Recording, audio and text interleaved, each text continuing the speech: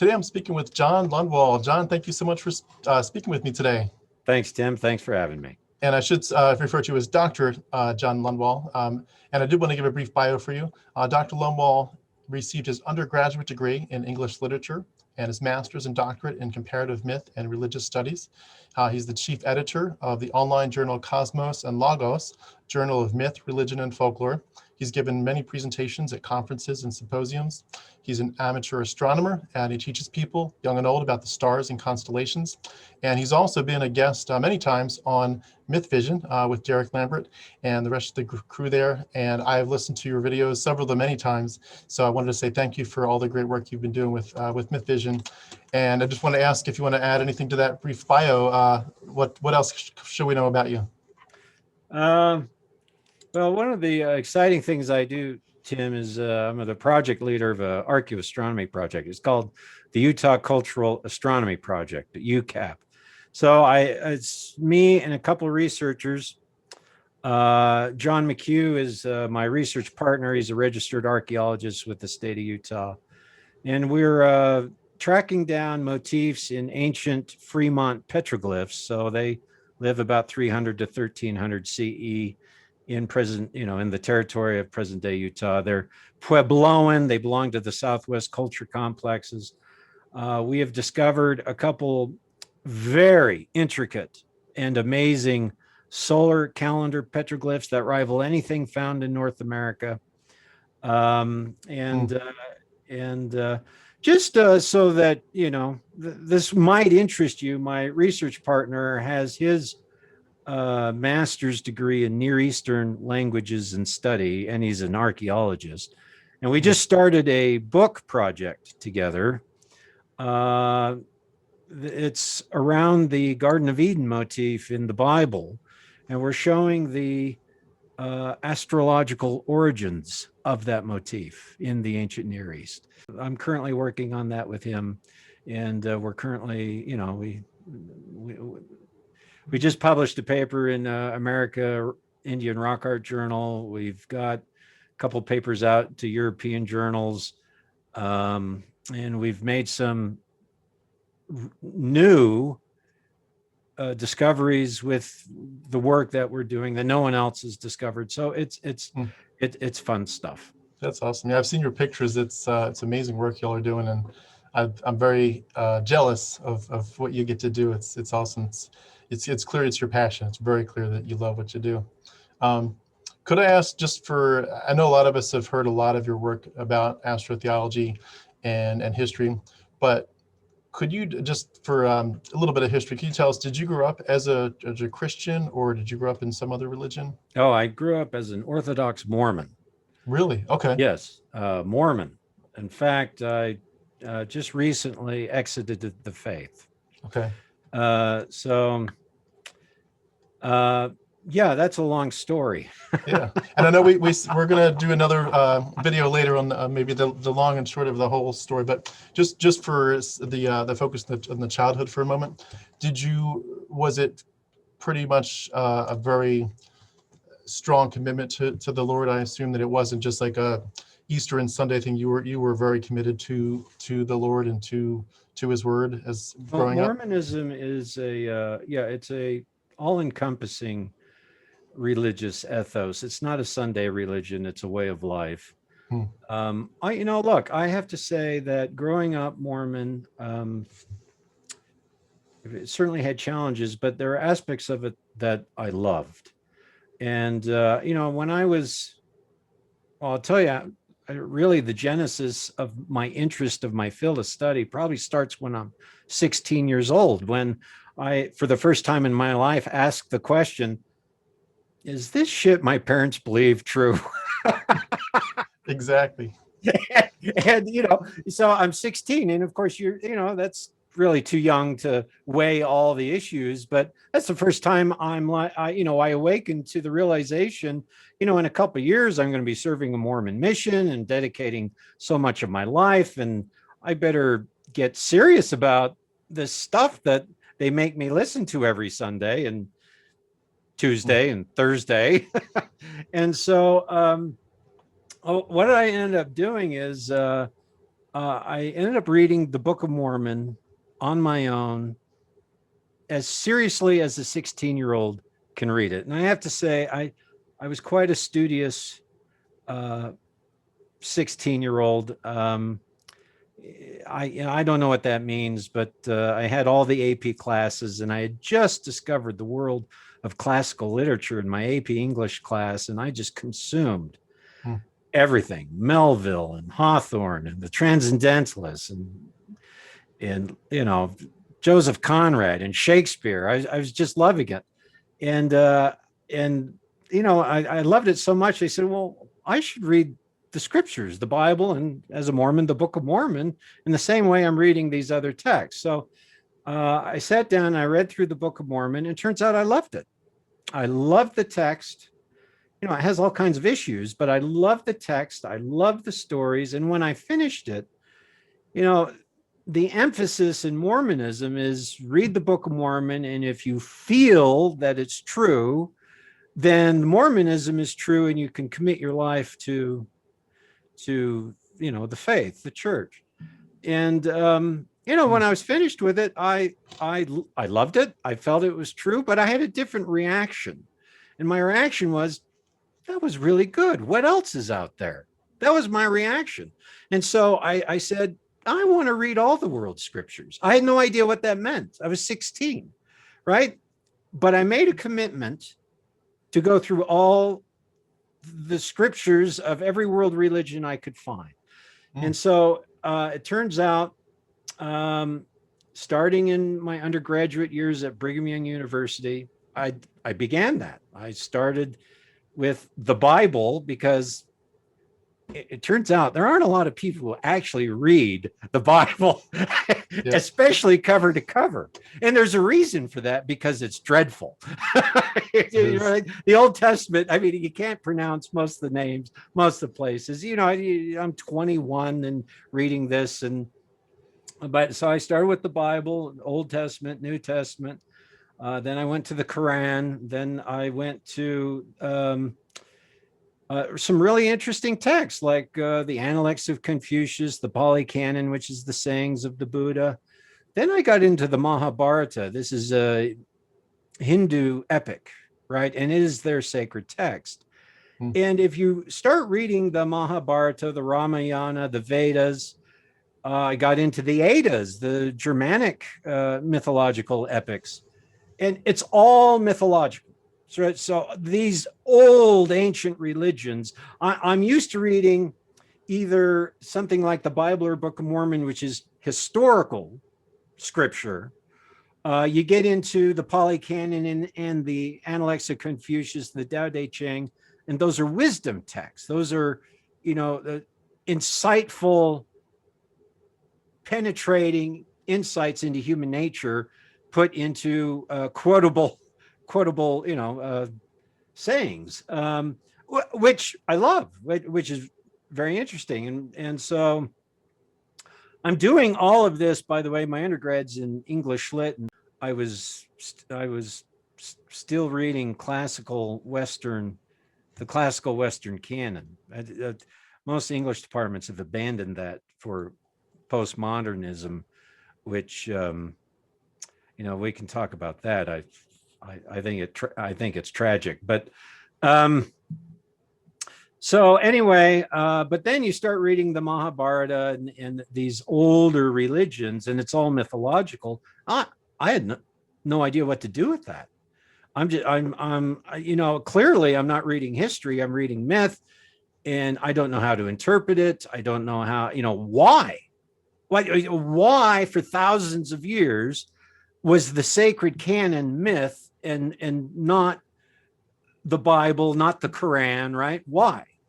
And that got me really interested. And so I began studying mythologies, and I didn't know how to study mythology. I'm doing this all on my own, right? This is, I don't know. This all started when I was 16, when I asked, it's the shit my parents teach me. Can I ask, is that discouraged in the Mormon Church, or do they encourage you to do your research with the hopeful expectation that you'll research your way right back into commitment to the Lord and to the Mormon Church? Mormonism is somewhat schizophrenic on this issue. Okay. It really emphasizes education. In fact, I mean, I can quote Brigham Young, who was approached by, I mean, this is recorded in the Journal of Discourses, where someone asked him, he was preaching and saying, read your Book of Mormon, read your Bible, read your scriptures. And someone complained, said, do I have to read these things all the time? And Brigham Young's response was, yes. And when you're done, you'll be nothing but a sectarian. You'll be nothing but fooled. You have to read everything on the face of the earth in addition to reading those books. That was his emphasis, and that was Joseph Smith's emphasis. Well, modern Mormonism is, yes, be educated, but it all has to be folded within the paradigm of modern Mormonism. And the problem is, I love reading texts. I love reading good stories. I've been studying world scripture and mythologies all my life, all my adult life. And with an English lit undergrad degree, I just love, you know, my favorite American novels, Moby Dick. I mean, crucify me if you want, but it's an absolutely brilliant text. So, but the more you read these texts, sadly, in Mormonism, over the past 70 years, the ecclesiastical leadership have turned it into a Protestant fundamentalist faith. And that is unforgivable. So I grew up in that system, recognizing that, and still enjoying the faith in my own way. I'm liberal theologically. And clearly, they're preaching a very literal interpretation of the Bible. And, when you start reading mythologies and realize that the story of Moses floating down the river, the flood, the creation, everything has analogs to other mythological systems in the world around the Israelites, that most of this is not created by the Israelites, but inherited by them through mythological. Of course it would be. What? I mean, that should be obvious. What? and yet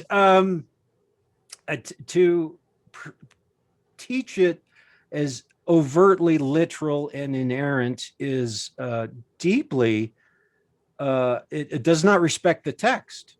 Yeah. It doesn't respect the Bible. If you're going to teach the Bible literally, then the first thing you have to do is try to figure out what the writers of the Bible literally thought about what they were writing.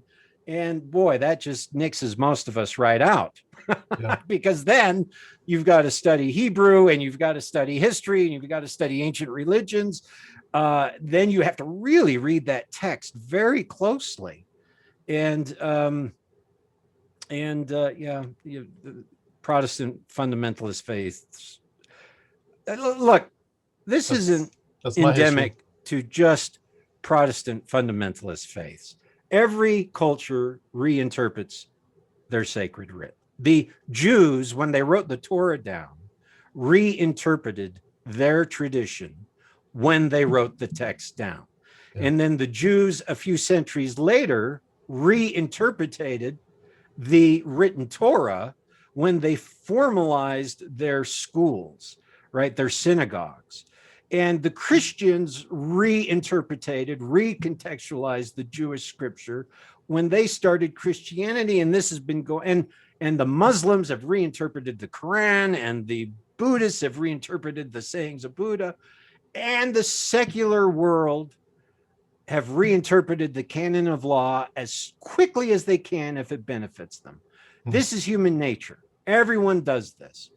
And so it's not just the religious, it's everyone. It's everyone. The problem, though, is that when you take a very fundamentalist black and white reading of your existential ethics, there's a deep shadow side to this. and again, this not endemic just to fundamentalist faiths. This happens in the secular world as well. And so human nature has, we carry a lot of baggage with us.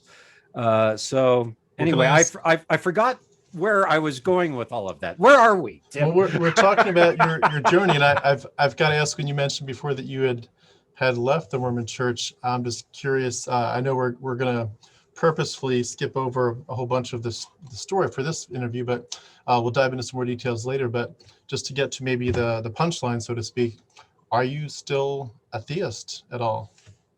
I am. Okay. I am. I look. Well, can I clarify that question? I have, yes, sure. Do you believe that if there is a God, that he has anything to do with the Bible, and that his name is Yahweh, and that he has a son named Jesus?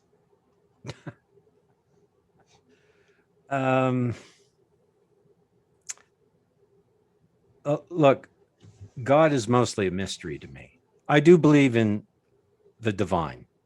So I believe in an afterlife. So there you have it. I believe that the soul is, and it's a choice of faith. You know, I can't prove that or disprove it. Do you believe you're a sinner that needs redemption? Like, does that have a part of the afterlife story? I've never believed that. I do believe you are a sinner that needs redemption. I'll take that. No, I believe that there is a God, there is an afterlife. I love the Christian ethic. So you and I are going to disagree on probably a lot of these principles, but sure. Due to my own faith journey, look, I again, we should get into this in another interview. Sure. But I put a lot of thinking into what is religion. And I have to say, I'm not so sure I've answered that question. But the answers I'm arriving at, I don't know if a lot of people are going to agree with what my assessment. Sure. Because I get believers who I know will disagree with me, and I get critics who I know that will disagree with me. But the whole topic of what is religion, see, Tim, I believe that human beings autonomously create religion. Yeah. And so in the end, there's this great South Park episode. Do you ever watch South Park? I don't, but I know the show. Yeah. Cartman is cryo-frozen, and he wakes 2,000 years in the future, and all the churches have been, abandoned, and the scientists, the secular scientists, rule the world. And he wakes up to a world war where all the factions are fighting each other over the one great question, which is never identified, but there's the one great question that the scientists are fighting each other over. And it's basically the same circus wearing a different costume. Yeah. And I think that's it. I think that human nature is deeply rooted and derived from hundreds of millions of years of biological evolution. We're not going to get rid of human nature because of the Enlightenment. It's with us. It is us. And can I ask you a question on that? You bet. I'm just curious. This is in no way to be a debate, and trust me, I love that you are coming through from a different perspective. I found that some of the best people in my life are people that have challenged my conclusions, or even just the way that I go about it. For example, I've interviewed Dr. Steve Mason, Josephus scholar over in the Netherlands a few times, and he's talked about how, even though he also is deconverted, he said, really the jump from leaving Christianity to atheism isn't necessarily implied, and shouldn't be, that you could leave Christianity and go look for other things. It wasn't my path. I didn't have that as an option. I felt like Jesus was probably the best choice out there, the best choice going. and if he wasn't real, there probably was nothing left. But his point was well taken, that's not what everyone concludes, and that there needs to be an acknowledgement of that. And I think too, for people that are coming to conclusions like I have come to, that there probably is no God in the afterlife, I think we need to have a better attitude toward people that aren't coming to that conclusion, because I think this whole idea of I can't stand, to hear theist perspectives, like it's triggering me. I get that. I sometimes, I have people very close to me in my life that are they're Christians, and it's very much real to them in every sense. The earth is 6,000 years old even, and it's as real as can be.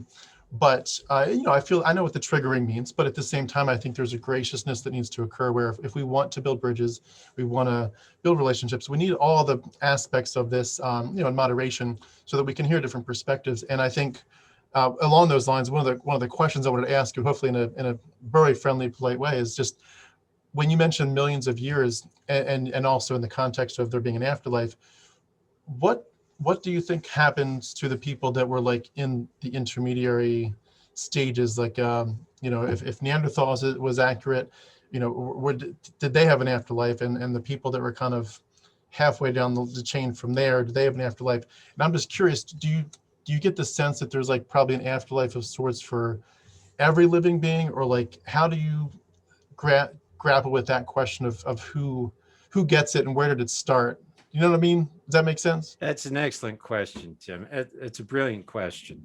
And if it's, we can table if it's well, no, I'll tell you what, the simplest answer is for $19.95 a month, I can give you access to my website that gives you all. I'll take it. That's a deal. Okay.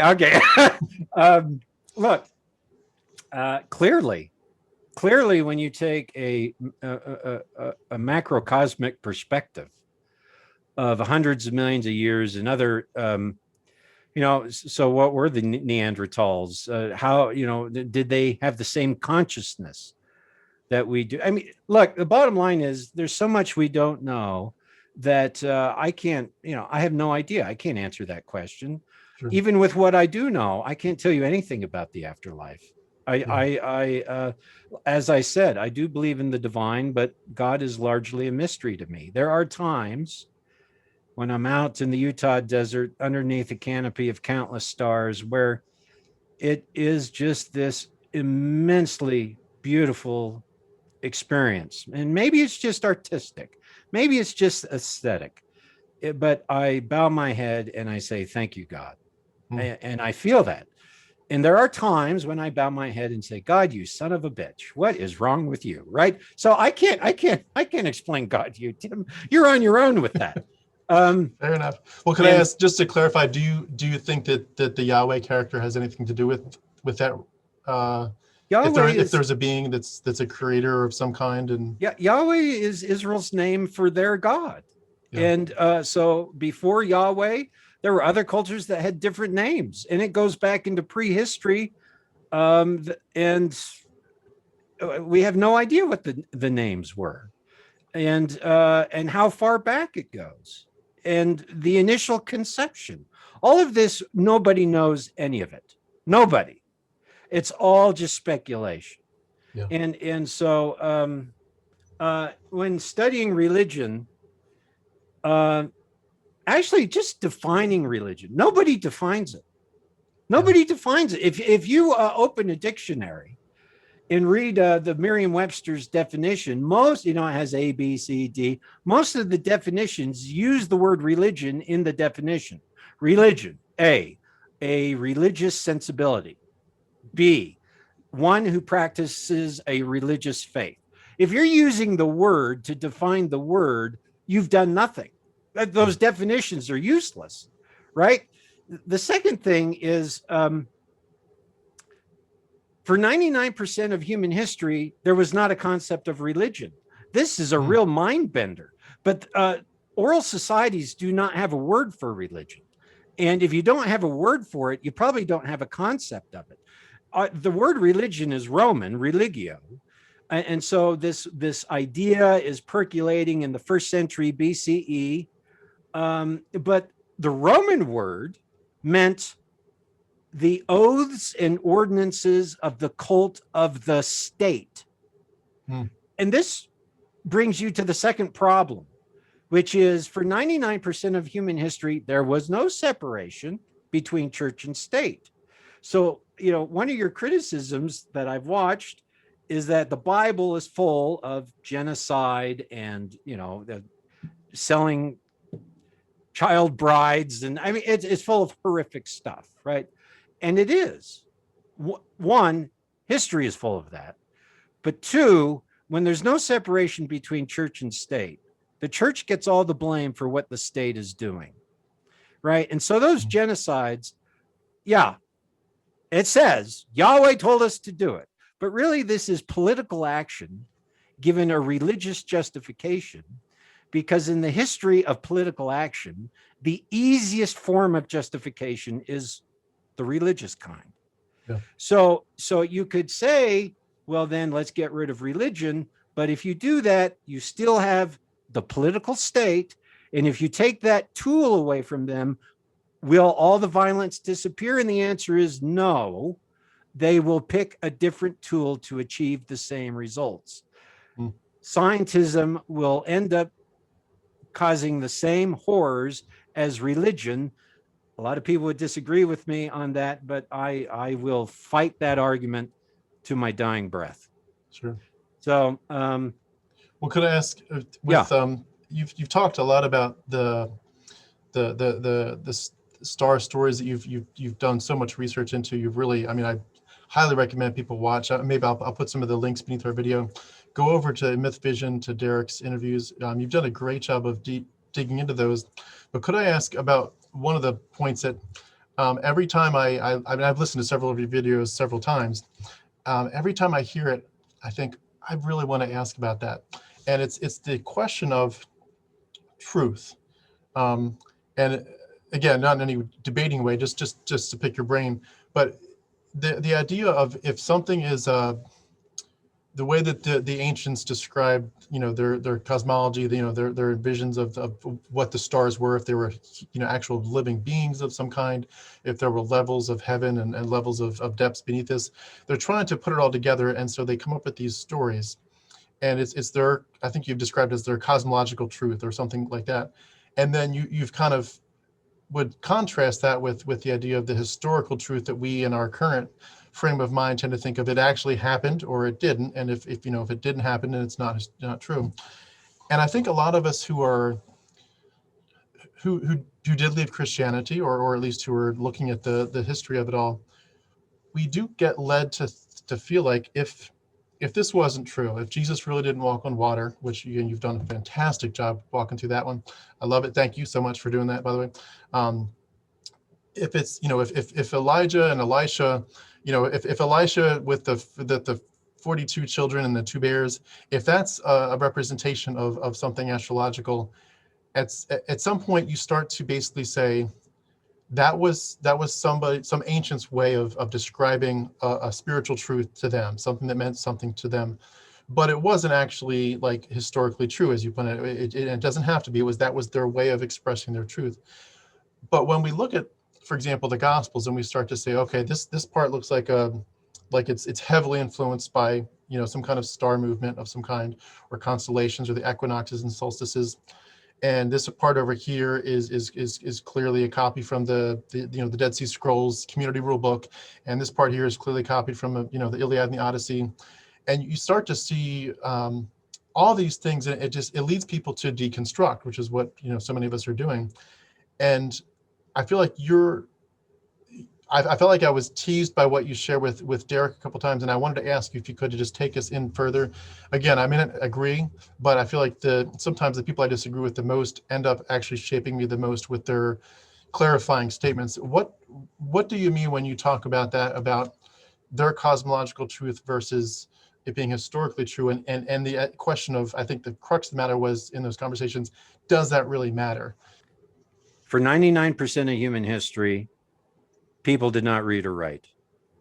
Okay, oral people have a different epistemological process. They codify, memorize, and transmit information completely different than literate people. So much so that the brain literally rewired itself when writing It took thousands of years, but over that whole process, the brain was rewiring itself when writing was invented.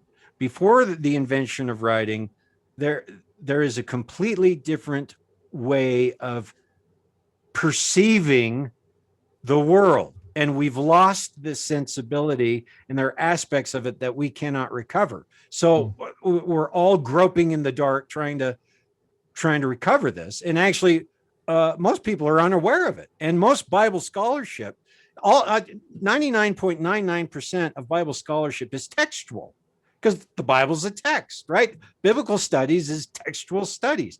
Yeah. There are now, all the Bible scholars agree that there are oral traditions behind the text, but they treat the oral tradition like a literate one, and that is a fatal flaw. So oral peoples, for oral peoples, truth is cosmological. For literate peoples, truth is historical. For us, truth is what actually happened in the past. If it didn't happen in the past, yeah, I'm not interested. That's whatever you want, but that's not true. That's how we perceive it. Okay, 10,000 years ago, who's writing a history? No one, right? Because there's no writing. And who's even conceiving of a linear history of, 1,000 years ago, so-and-so founded you can't do that in an oral society. Right. Rather, oral peoples, look, so let me try to explain oral epistemology. And I have to admit, I have yet to come up with an explanation that satisfies me, because there are aspects of it that nobody knows.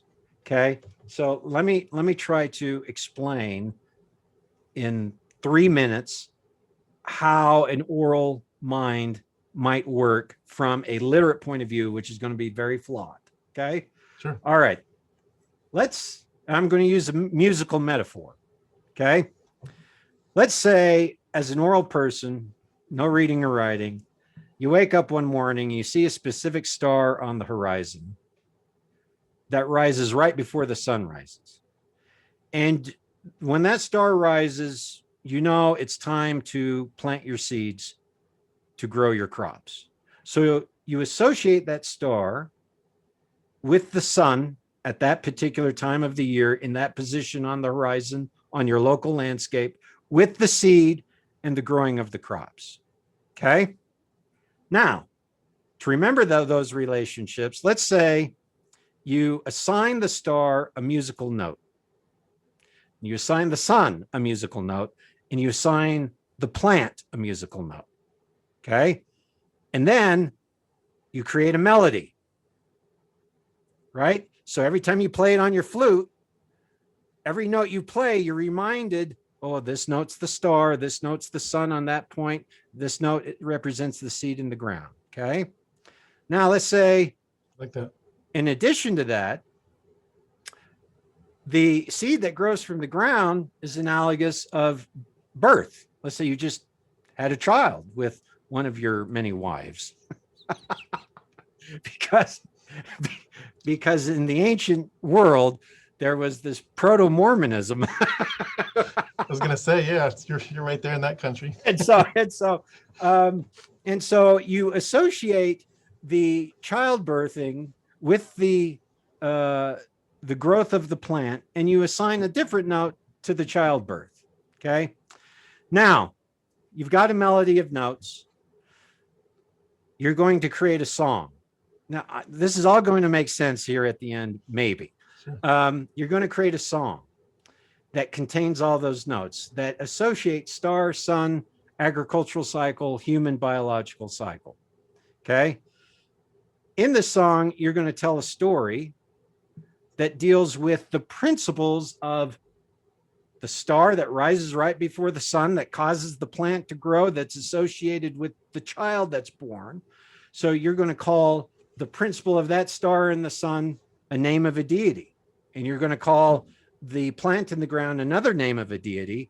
And you're going to call the childbirth the name of a hero. And you're going to create a story about two deities and a hero that you sing using the notes that you've assigned to each concept. Okay? Hmm. Okay? Got it so This far? is how oral societies are working, by the way. They have no text, so they have to sing and dance and ritually perform all their memories. All their knowledge is acted out. Hmm. But what we don't realize is that there are layers of memory. So every memory gets a different medium. There's a medium that's the sky, because some of these deities are associated with that star on the horizon by the sun. But they're also associated with the agricultural cycle, which is aligned with that star and sun, right? And they're also associated with the biological cycle. And while we're at it, anything that's analogically connected to birth, the plant, the human, rebirth in the afterlife, so the whole rebirth, religious mystery, warfare, or weather, right? We need it to rain. We need to have water be born into the world. I'm going to perform a ritual that repeats some of these notes so that I'm analogically pulling in the star of birth and the sun of birth and the plant of birth as I sing a song and tell a story, which is going to help the rainfall because I'm bringing in a new birth, right? This is so they think analogically, they layer all their memories, and their memories are coded in different mediums. Okay. Are you following this? Yeah, absolutely. Okay. Absolutely. So I like how you describe it.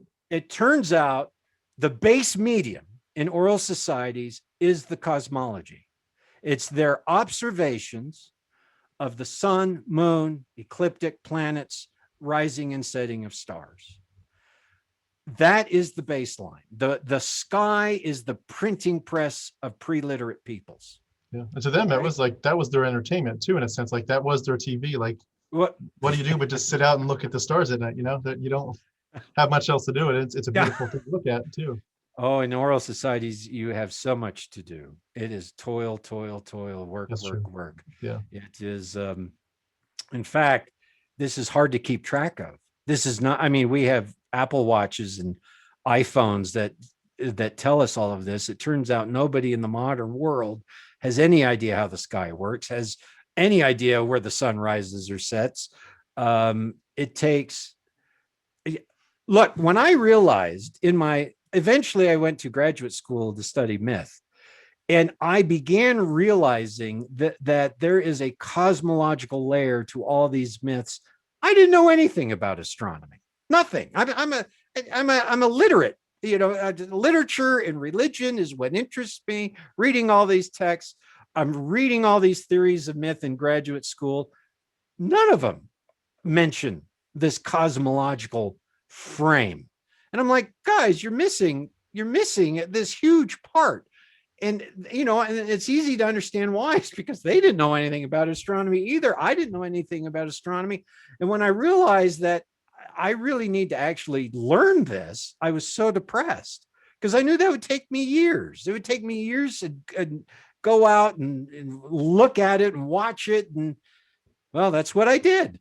Right. And so you have to go out and you realize this is actually, there's got to be people in your tribe dedicated to this. And it turns out there were that, Yeah. you know, the Hopi and Zuni had sun priests and their job was to track the sun during a particular point of the year. They had a different sun priest that would track the sun in a different part of the year. And so then they, you know, they line them up and then they have to train the new sun priest through rituals, mythologies, dances. And so all of this is combined in their culture. And so, So I'm coming back to your question, which is when you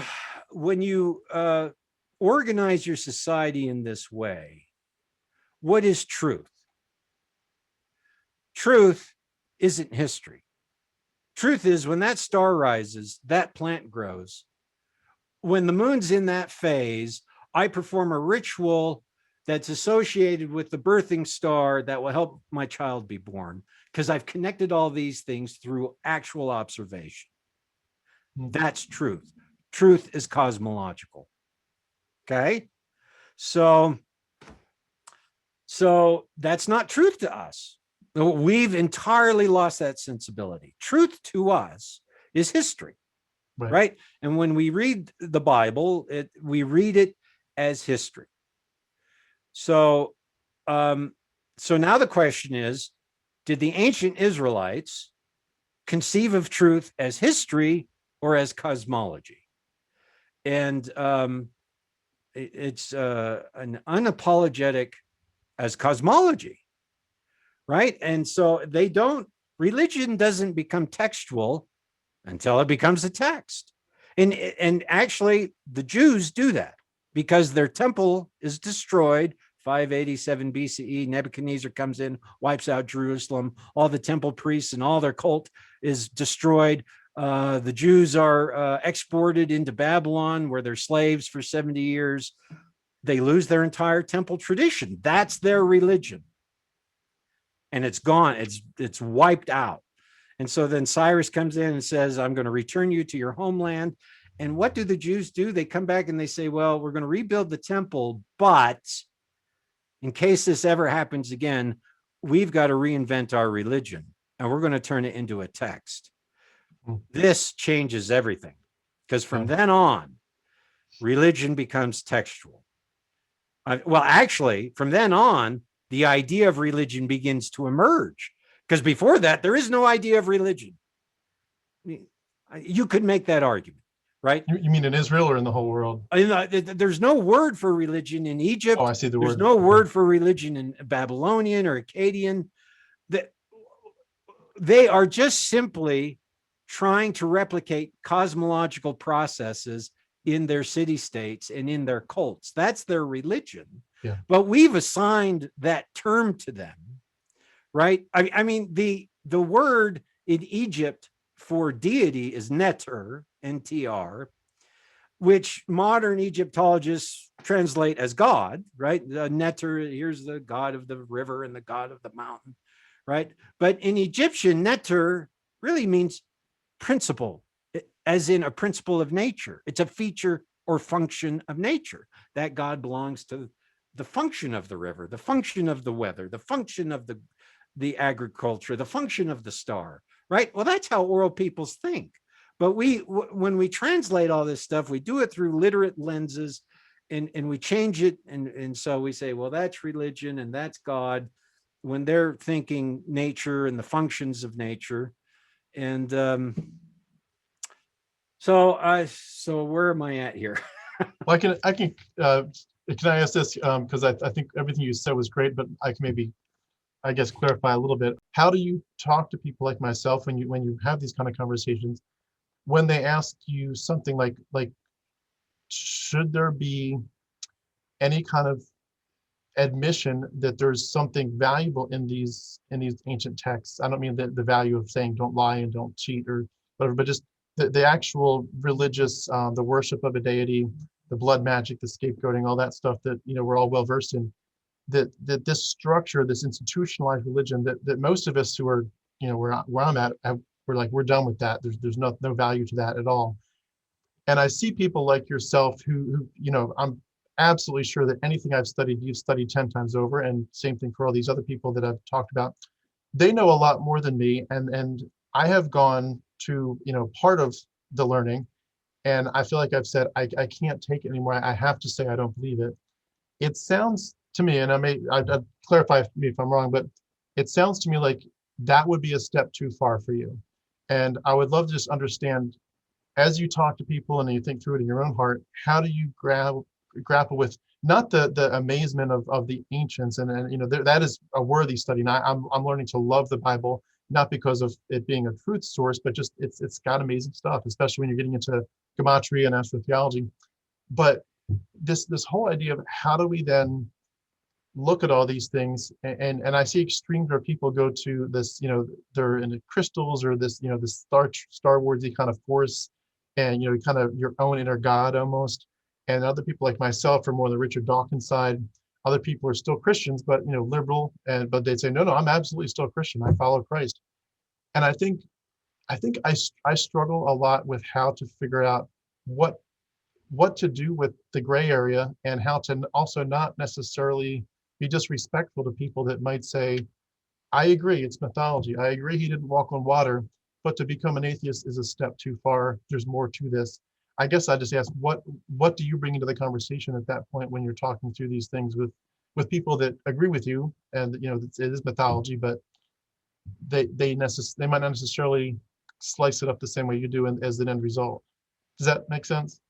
Yeah, geez, Tim, this is a very penetrating ontological question. This is the root of human being, Yeah. and it's a worthy question to pursue in your life. Just a little light discussion before dinner. That's all. Yeah. I guess what I'm asking is, why aren't you an atheist? I guess maybe that's a simpler way to put it. Why aren't you're not an atheist, but you know more about this mythology than I could probably dare to ever hope for, but yet you didn't take it where I did. And I'm just curious just how your journey worked with that. I find that people who grow up in fundamentalist faiths grow up in a very black and white paradigm. And when I use fundamentalist faith, I mean, clearly that's religious fundamentalist faiths. But if you walk on the university campus, you will see the same patterns, very black and white thinking from non-religious people. It is incredibly fundamentalist. And so it's deeply problematic. It's when you are unable to hold gray, which is most of it, ambiguity, which is most of it. History is a 1,000-piece puzzle. We've got 17 pieces. That's it. And yet we act as if we are missing 17 pieces. No, we got 17 pieces. We're missing 983 pieces, right? So there's so much ambiguity. And look, atheism is one step too far for me. And I don't know, how much time do we have left? This is from personal experience. And it's also, so look, people who generally grow up in a fundamentalist faith, who end up leaving it, end up rejecting it wholesale in the same way that they live their they take their fundamentalism with them, and they're still black and white, and then they reject religion in a black and white way. And okay, and that's fair. But well, do you see how it's hard for us, I think, to go back, because even though we don't want to necessarily keep that frame of thinking that might have some very negative sides to it, the invitation back towards theism, it does feel very empty to us. Like it feels like we were tricked, not necessarily intentionally, but just there was a passive duplicity and a charlatanism, maybe even at least at the pastoral and I went to Bible college to be a minister. Like it feels like there's a trickery that happened, and it kind of makes us sick. And I feel like every time I even consider like anything else, it just feels like that's just make-believe. And yet people obviously come at that very differently. And that, how is it, like, is it make-believe? I guess my question too is, how do you slice up the aspiration? Like I loved and still love the idea of living forever. I don't think I'm going to, but I want to. I know atheists that say they wouldn't want to. I'm not one of them. I want to live forever, and I don't think it's going to happen. And it still pisses me off that it's not going to happen.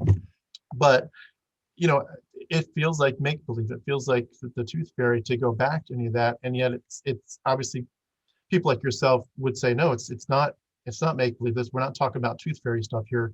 How do you, when you're out there with the stars and you're praising God but cursing him for being an asshole, how do you slice it up from there? First off, I get why people feel betrayed. You're given a construct that you form your entire metaphysics around, and it is a black and white very often sugar-coated, not conforming to reality, with deep shadow sides. And first off, it turns out that does work for people. There are a lot of people who thrive in fundamentalist religions. Yeah. It's quite amazing, but that happens. And so it does work for people. It also damages people. And I say it damages as many people as it works for. Therefore, there's a big problem.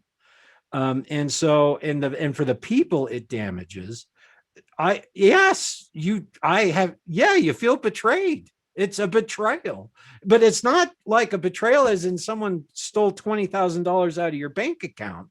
It's existential. This is what I constructed my life around. And so, I abandoned this black and white fundamentalist view of religion a long time ago. And I have to say, thank God I studied literature, because you read some of the great works, Anna Karenina, Dostoevsky, Shakespeare, Lord of the Flies, Heart of Darkness.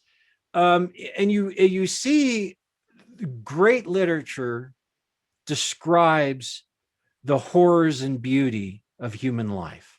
And it's horror and beauty. It's all of it. So when you see that, and you see it everywhere, and great literature pulls that out and says, this is human existence. Human existence is suffering.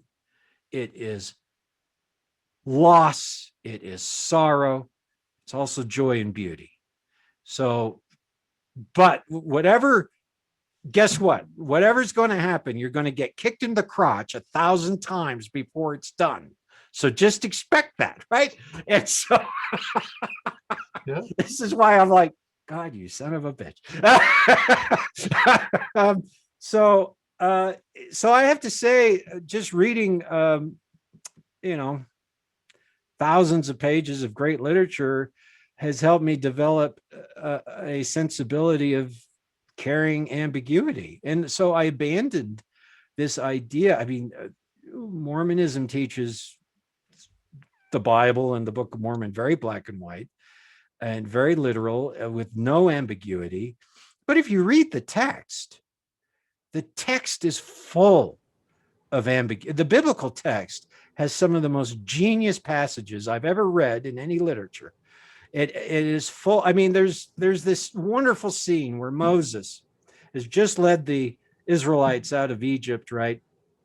And according to the text, there's hundreds of thousands of these people, and they're all complaining. They don't have food, and they're all complaining to Moses. And Moses goes to God and says, God, you son of a bitch. This is not what I signed up for. These people are complaining. And God raises the veil between this world and the next just a little bit and gives Moses a peek into the glory of eternity. And Moses is like, okay, don't say anything. It is enough. I get it.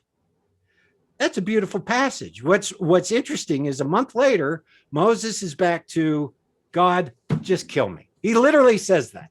Just, you've shown me the eternities. I get it, but I don't want to do this. Just kill me. and so there is real complexity and a real reflection of human nature that is imbued in this text. And it's beautiful. In fundamentalist religion, they want to talk about, that I don't know how yours did it, but with Mormonism, it's, follow the prophet. He knows all, there's this sugar-coated template. But if you read the prophets in the Bible, all of them are doubting.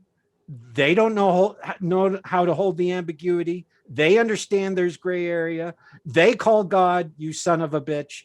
I mean, there it is complicated. And that's what makes the text for me a great read. And that's how I carry it over into my religious sensibilities. There's an enormous gray area. I just have a deep sense of something more. I'm not trying to prove it to anyone because I can't. Yeah. And so so to me, atheism is a step too far. Fundamentalism is a step too far. I try to walk a middle road, and sometimes that's a lonely walk. Yeah. And anyway, I don't know if I'm answering your question, but no, I can appreciate it. I do respect it too, because I know people feel like the atheism can pull the beauty, as Hitchens would have talked about, the numinous, the sense of like, looking up at the sky and it takes your breath away at night, the stars, and how thinking there's, we can't even count how many stars are out there. And it's not just the aesthetic that I appreciate. Look, religion, if done well, is very helpful to people. And if done poorly, there's nothing worse. Yeah. So that's what you get. If done well, it is a probably the most powerful tool for individuation. And if done badly, it leads to a pile of corpses. And so, gosh, I wish we could fix that. But like I say, if you got rid of all the churches and you burned all the scriptures, you got rid of it all, and you say, we are going to base our society on reason and science, mathematics and physics, go. In 6 months, most people will be cannibals. I'm sorry, but that's what literature teaches you. Human nature. It is getting kicked in the crotch 1,000 times before you're done. So the problem then is human nature. It's self-interest. This is what Buddha said. Life is suffering. The first great noble truth. The second great noble truth is selfish desire causes suffering. It's our self-interest, and religion is the easiest tool to use to achieve one's self-interest. Now, I should say the state is the powerful tool to use. Religion is the easiest justification to use that power. But this is why I say we need religion to counter the state. The first thing the totalitarian regimes did in the 20th century, Germany, Japan, Italy, Russia, the first thing they did is they purged the churches. Because it was the churches, they were the only things that were preaching, God is more powerful than the state. Your allegiance is to God first, then the state. Totalitarian regimes do not tolerate that. Your allegiance is to the state first. And so what did they do? They purged the churches either by getting rid of them or saying, you're going to preach state theology, which many did. And so for me, there's a function for religion to counter the power of the state. And of course, the state will misuse religion, and religion will misuse religion, and religion will try to acquire the state. I mean, it's a shit show. Okay. And it always has been, always. And we've never solved this problem. And everyone's always trying to solve the problem, and suffering is always the result, because in the end, people are really just trying to get as much stuff as they can. Yeah. I mean, it's a mess. It's a mess. And so the beauty of the Christian message is leave the circus. Blessed are the poor. Blessed are the meek. You don't have to play this game. Yeah. Give unto Caesar what is Caesar's. Give unto God what is God. This is a beautiful message. And if you can disassociate it from your fundamentalist traditions, I think the beauty is retained. And so that's what I have retained, and I love it. When I associate it with a fundamentalist tradition, it poisons it. Yeah. And so there you have it. I appreciate that. I mean, it's an interesting perspective. I don't know what I think about the whole, if scientists became if religion, was gone, would the world go downhill quickly? I don't know how to process that, but I definitely appreciate that food for thought. I want to give that one some thought. Well, you don't have to agree with me. In fact, disagree. say, no, that's completely wrong. And bring on guests to disagree with me. Well, I'm totally okay with that. But I want you to think about that. Yeah, that's a good thought. I want you to think about it. I don't know if you saw this clip that Hitchens was asked once. It was in the back of a car riding somewhere in between some seminar or something where a couple of them were speaking, and he was sitting with somebody, and he was asked a question on camera. If you had a button to get rid of religion, just hit that button, it's gone. No one's ever heard of religion, no one knows what it's about. Would you hit it? And if I forget what all he said afterwards, but his initial answer was no, I would not hit that button.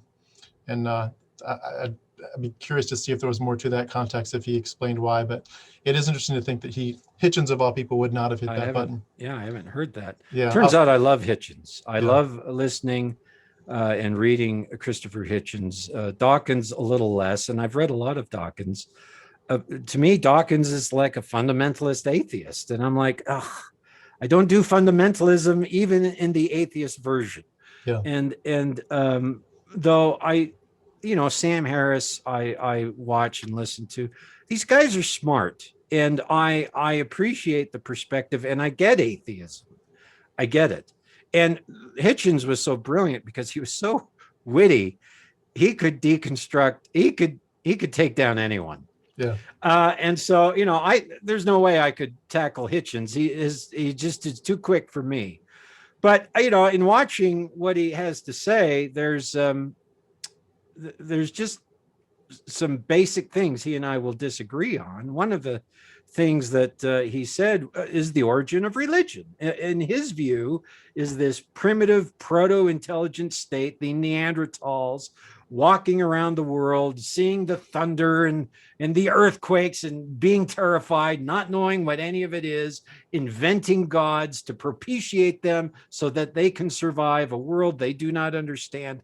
This is the origin of religion. It's based out of fear and ignorance. This is sort of his, I'm trying to repeat what I heard him say. Hopefully I got it pretty close. I just disagree with this. It's not that doesn't exist. It exists. The problem is if you take tenure away from your secular scientists in the modern university, just watch how quickly they will devolve into fear and superstition. I mean, the thing that Hitchens is assigning to the origins of religion hasn't left the human species. Right, that's still in our nature. Yeah, and being an astrophysicist atheist doesn't change that. And so and of course there's a lot of nuance to carry through this, but the bottom line is, yes, religion does address existential fears, and sometimes terribly, and we've created a lot of mess because of that. But turns out, again, human nature will do that no matter what. I mean, we'll make a mess no matter what. And so how do you solve it? That's the origin of religion, is generally, how do we solve this mess? This mess, we're constantly killing each other. I want to go hit my neighbor over the head with this stick, right? How do we solve this horror? And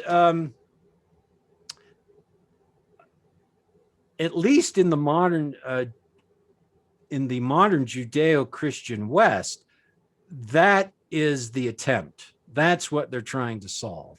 Yeah. And it's done poorly because it always has been.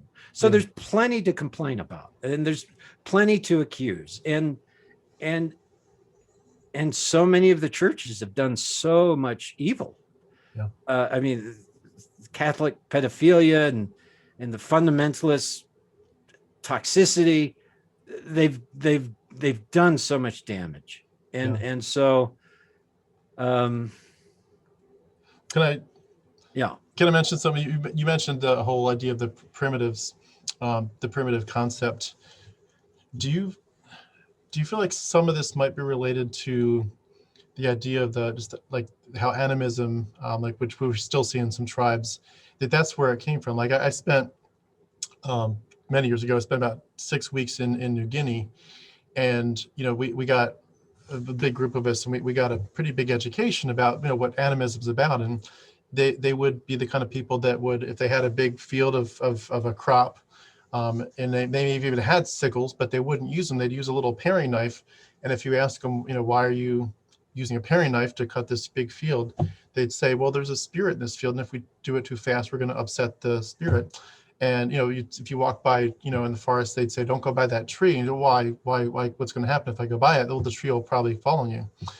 And it's the idea that they're not really worshiping any of these things. They're aware that some of them will help you. They'll help you have good crops if you treat them right, and others you just want to stay away and kind of become invisible to them. They're not really worshiping anything. They're just trying to deal with nature, and you get this sense that it is like a version of people just trying to figure out how do I avoid the chaos, the nasty stuff of life, my kid dying in childbirth, horrible accidents. How do I deal with it? And I can kind of see. I mean, I see both sides, and I see what you're saying too. But it does seem like there is a part of this where if science had evolved earlier, if technology evolved earlier, a lot of this would have probably been different. But like I guess what I'm maybe a cut to it all. Animism is a product of orality, not being literate. Modern science is a product of literacy. Right. And so modern science can only occur when you have basically a literate analytical consciousness, a way to write down and maintain information, and then layer that information in thousands of layers. Oral peoples can't layer thousands of memories vertically. They're limited to about a couple dozen. Actually, some of the very sophisticated poets and bards have computer-like memories. It's unbelievable what people are capable of memorizing. Having said that, they can't create modern science with all its analytical concepts and technologies that outflow from it. That is a product of literacy. And so, look, polytheism is a product of orality, right? You assign the field a spirit, right? You assign the seed a spirit. You assign that tree a spirit. You have a polytheistic universe because you're assigning different principles of nature, mnemonic, memorable names and features. You're personifying nature. That's how oral peoples do it. So all oral societies are either polytheistic or henotheistic, monopolytheistic. Literacy is what invents monotheism. The Israelites were not monotheists. They were polytheists. The Jews became monotheists when they wrote the Torah down. It's their literacy that helps them codify their religion onto one deity. Okay, so monotheism is a product of literacy. Polytheism is a product of orality. What if, just being totally theoretical here, but what if the Dawkins perspective is fairly accurate, not in terms of any part of his personality, just the worldview of how it happened.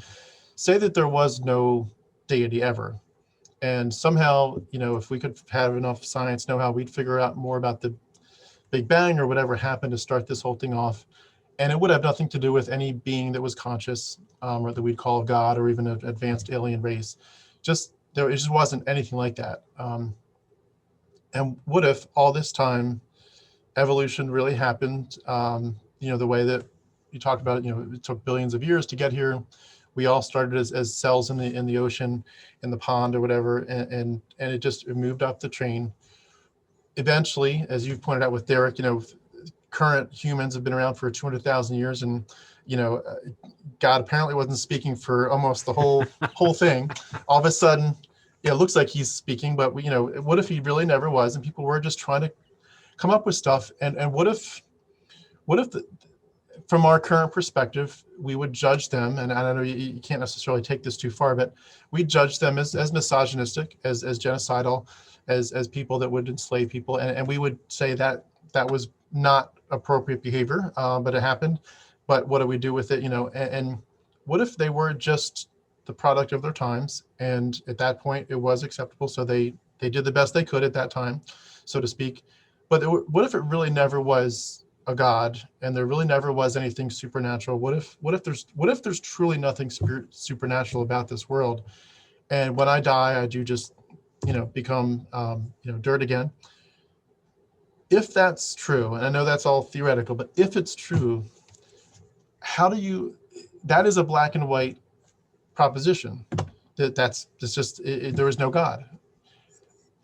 If it's true that were reality, and I'll put it as subjunctive, if that were reality, how do you take that from being a potentially truism, that it really is black and white, there really is no God, and bring in the gray without contradicting reality? Like if reality is, I'm not saying people don't necessarily want to contradict it. Some people would rather still be in the matrix. I understand that part of it. But for the people that just want to say, I want to be, if there is a matrix, I want to be out. I just want to understand what's real. Show me the truth.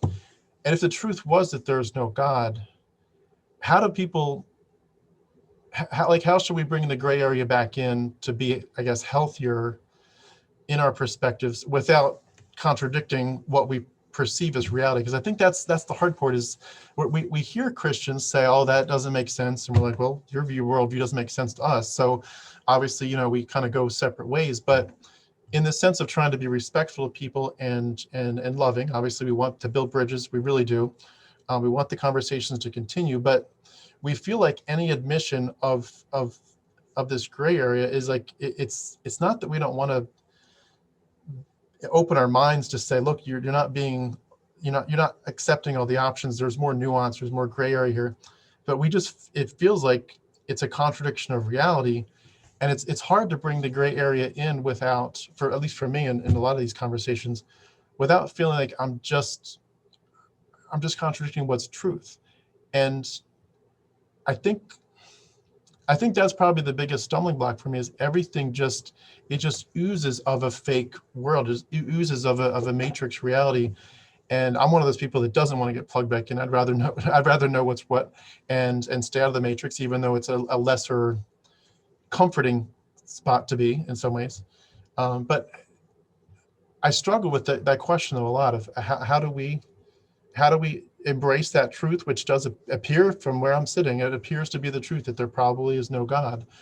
I'm not saying that's in any way your conclusion. I'm saying from where I'm sitting, it feels like there's probably no God. I don't see any evidence for it, and yet that feels too black and white to some people. And how do you bring the gray area in without contradicting everything that's like all the evidence that you see or lack thereof? Again, your questions are just these fundamental questions of being, Tim. I mean, the fact that you're asking them shows me that you're a truth seeker and that you struggle with your humanity. And good for you. I wish more people would do that.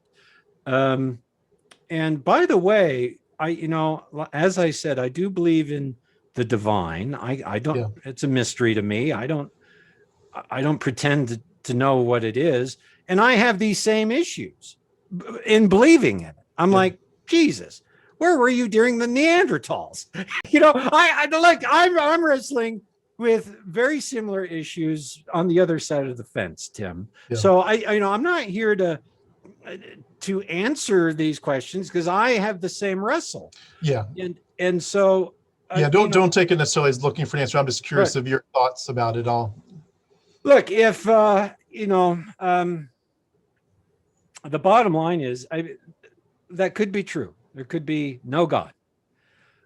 So you have to make a choice. And I've made a choice of belief and faith. And you've made a choice of, no, let's just look at the world as I see it. And fair enough. So how do you carry the ambiguities of life in that choice? Well, good luck. You're married with 4 kids, right? Exactly. Yep. There are no answers. Except go to bed. It's bedtime. Yeah. No,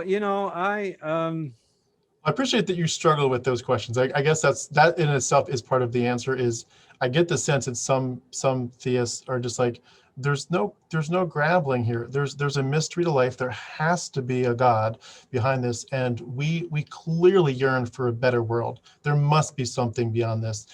And I guess just the sense that you struggle with these, when you're looking up at the stars at night too, that just helps me feel like there's people struggling with these questions, because I want to understand all the sides of it, but I also want to be honest. And I feel like I'm also very motivated by giving people, if you've watched any of my videos, I'm sure you've heard this for, but I feel motivated just to give people all the information. Like if I like you mentioned, the church has done some good things, and granted, they've even done some good things in my life. I will absolutely state that they have helped me in various ways, no doubt about it. But I think again, going to a theoretical, but if I think if most people found out all the information about astrotheology, about the origins of the Bible, about where stuff's copied from and influenced by, and where the fingerprints are, I think most people would say this just doesn't sound right. It's just something about this is really fishy. And I guess I really have a heart for trying to give all the sides to it. Even people that would say, hey, stay in it. It's real. God's real. I want to hear all the sides and then give people the full information, because I feel gypped. I feel very gypped. I feel like if when you memorize thousands of verses and go to Bible college and blah, blah, blah, you should have enough information to know if this is real or not. And I wasn't given a hundredth or a thousandth of what I should have been told. And anyway, maybe I'll end with that as to how do you talk to people like me? I'm sure you have people that are, your friends that are atheists. What are your conversations like with them? And do you all tend to just have to agree to disagree at the end, or do you? Well, actually, very often, whatever our agreement or disagreement, it ends with breaking bread and sharing a beer. Awesome. So that's ultimately what I would like you and I to do, is Absolutely. break bread and share a drink, and hopefully people can maintain that kind of communication. Right. I'm not after agreement, just clarification. So when I talk to people, I have a variety of friends. Some are atheists, some are Jews, some are agnostics, some are Mormon who've gone through a faith crisis and they don't know what to believe. I mean, they're very much where you're at, which is, I've been lied to all my life. What the hell? And then I have deeply devout Mormon friends, and Christian friends, Lutherans and others, and so this is what helps me, is having this wide variety of people to have these conversations with. What happens is, if you just lock yourself in one room and have an echo chamber, this is where all the damage is done. Yeah. So I think that what you're doing on your channel, interviewing, hopefully you interview a wide variety of people. Yeah. Because that's at least for me, that would help me with my own struggles with these basic fundamental questions. And to me, that's what you're doing on your channel. And, and all I can say, Tim, is if you choose to be an atheist, be a damn good atheist, yeah. Right? You go slay the dragon and figure it out, and keep an open mind. And, again, keeping an open mind requires carrying a lot of ambiguity. Just remember, we have 17 pieces to a 1,000-piece puzzle. Yeah. I mean, that I am in a constant state of awe of how much I don't know. And I'm in a constant state of awe of how much a lot of people think they know. So I just be humble and do your best. That's all I do. Yeah. That's a great perspective. And with breaking bread and having a drink. Yeah. Well, I love too what you said about the 17 pieces out of 1,000. I'm working on this project for a while. about the origins of the New Testament, where it's influenced by or copied from. And it's right now it's a spreadsheet. It's going to turn into a PowerPoint at some point, but I'm up to like 600 rows of times where, if you're talking about, where does it quote Enoch from, Book of Jubilees, Maccabees, Ecclesiasticus, all this stuff, where does it quote Greek philosophers, Wow. not just in Acts where it clearly says it, but, just where is it woven in surreptitiously, where it's quoting different people, where it gives homage to Aesop, where it certainly gives homage to Pythagoras. Certainly your stuff where it's like, and people like Bill Darlison, if you don't know the star stuff, you're missing what they're referencing. Just trying to put in all the direct quotes and the references and the behind the scene influences. And the more that I see it, I'm like you said, I've got 17 pieces out of 100 or 1,000. Like the more you get, and I'm really digging deep this past few months into the Dead Sea Scrolls and Qumran. The fact that they're quoting over and over from the community rule book and the this and that, I'm like, these guys are just they've got Essenes and Pythagorean stuff all over the place, and Christians don't know it. They have no idea they're reading Dead Sea Scrolls in their New Testament. But it's like the more that I learn, which is really fun to learn, it's cool to learn it, and it's shocking, but you get that very strong sense like yay, the Dead Sea Scrolls, they found all these scrolls. Well, what if of these, I don't know what it is, but say it's 400 scrolls, whatever they found. What if there's like 20,000 out there that are lost to history? Like 400 out of 20,000 is not that much. We might have lost so much more that we'll just never find. There were. I mean, the Library of Alexandria contained a couple 100,000 scrolls minimum.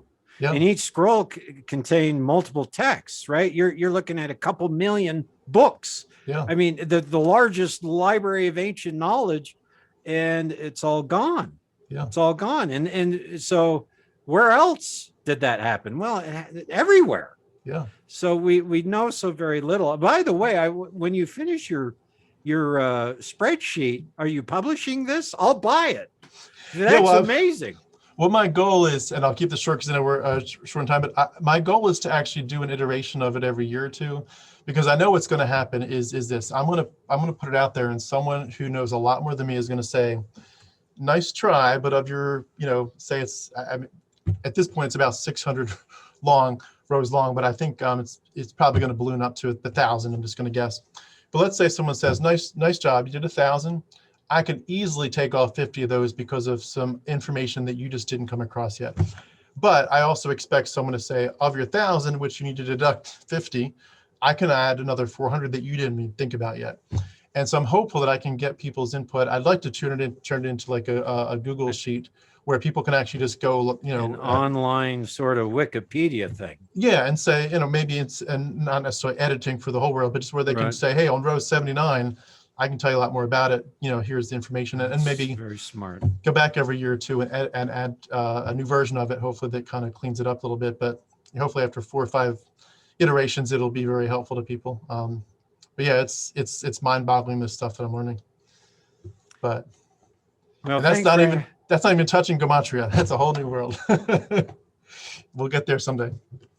I wanted to say thank you. Were you about to say the same thing, I think? Yeah, I was. Yeah. I thank you for this conversation. I don't know.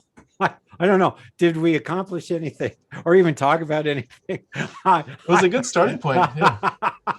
We'll call this a precursor to better and better conversations. I hope so. I would love to come back and further the conversation. You're a very affable, professional interviewer, Tim. Thank you for that. And it's a very comfortable interview, and it's not an interview, it's a conversation. Yeah. And what I take away from it is you are a truth seeker, and I appreciate that. So thank you, and likewise.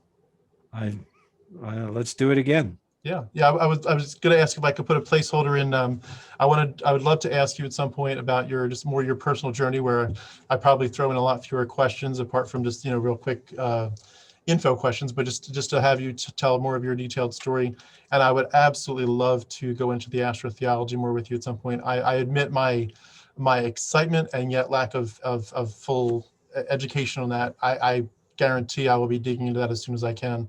I would love to, once I get to that point, ask you some hopefully better questions on that. And I'll give you 2 teasers. please. As far as my faith journey, includes 8 years of litigation and 6 different attorneys. That's true. And as far as astrotheology, you mentioned Elijah.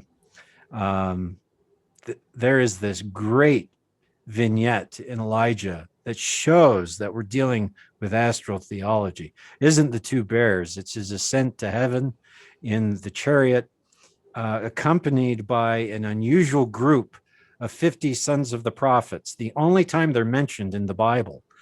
And that is the linking point to the astrotheological world. And that would be a great conversation to have.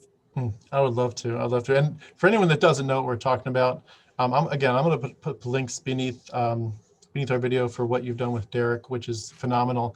Again, I've gone to them repeatedly, but if it's the kind of thing where, just again to give a teaser for what you might be able to dive into right away with Dr. Lundwall's work, if you're looking at the Bible and you have the eyes, kind of to see, so to speak, where you're educated, things will just pop that you've never seen before. And I was just listening this morning about your talking about the the walking on the water and the fourth hour of the watch, or whatever, the fourth watch of the night, just what that means. Or when you see a virgin, when you see a water pot, a man goes into the city, there's a water pot, these things will pop. When you see 2 bears, you will see things that pop, and it will change your perspective. You will even if you want to stay a Christian or a theist, it's like this stuff will open your eyes, and it will bring richness to your ability to see what they were thinking. Like you said before, the goal is to see what were the original people thinking, and it's pretty cool. It feels like do you ever see the Matrix movie, the first one? Yes. Where it's the only one worth watching. Sorry. Yeah, where Neo first gets he's out of the Matrix, and they plug the jack into him to give him training, and he's like, what am I doing? And they're like, you're going to learn jujitsu. And as soon as he's done, it takes him like 10 seconds, and now he's like, I know jujitsu. And they're like, do you want to do some more? And he's like, hell yeah, like more. And that's astrotheology is like that. Once you realize, you're like, oh my goodness, this changes everything about what I thought about the Bible. And it's addicting, and it's awesome. So thank you for your work on it. And I certainly look forward to digging into that with you and hearing more about what that teaser refers to. Yeah, so. Absolutely. Love to talk to you about it. And the book I'm writing, it's all astrotheology. Do you have a title for that yet? Well, yeah, the working title is The Celestial Garden of Eden, but we'll probably come up with something sexier. Gotcha. So. I look forward to it. Awesome. Well, again, everyone, Dr. John Lundwall, thank you so much for your expertise and all the things you've been doing and your time for us today. I really appreciate it. I really do hope to do it again soon. Thanks, Tim. Thank you.